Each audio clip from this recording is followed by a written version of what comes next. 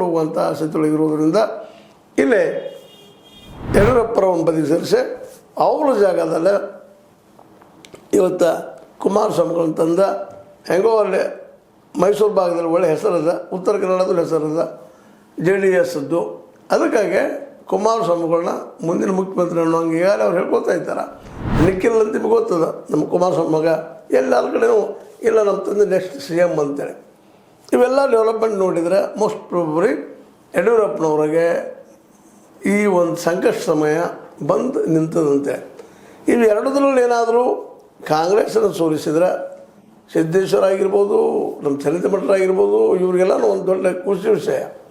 ಆದರೆ ಎರಡೂ ಸೋತ್ರ ಅನ್ನುವಂಥ ಒಂದು ಪ್ರಶ್ನೆ ಅನ್ನೋದು ನೋಡ್ಬೇಕಾದ್ರೆ ಸೋಲಿಸೋದ್ರಲ್ಲಿ ಸುಲಭ ಇಲ್ಲ ಅನ್ನೋದು BJPಗೆ ವಾದ.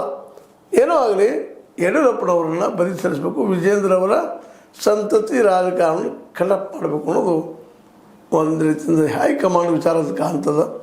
ಅದಕ್ಕಾಗಿ ಎರಡೂ ಕಡೆ ಇಲ್ಲಂತ ನಮಗೆ ನಿಮಗೆ ಗೊತ್ತಿದ್ದಂಗೆ ಚಂದ ಮಠರಂತೆ ನಮಗೆ ಹಿಂದೂ ಹುಲಿ ಬರಲಪ್ಪ, ಯತ್ನಾಳ್ ಬರಲಿ ಅನ್ನುವಂಥ ಮಾತು ಪ್ರಚಾರಕ್ಕೆ.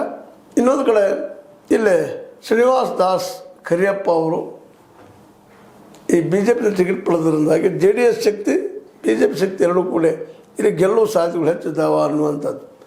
ಯಾಕೆಲ್ಲ ಎಲ್ಲ ದಾವಣಗೆರೆ ಲಿಂಗಾಯತ ಪ್ರಭಾವ ಅದ. ಮೈನಾರಿಟಿ ಹೋದ್ರೆ ಹೋಗಲ್ಲ, ಅವ್ರು ಏನು ಮಾಡ್ತಾರೆ ಮಾಡ್ಕೊಳ್ಳಿ.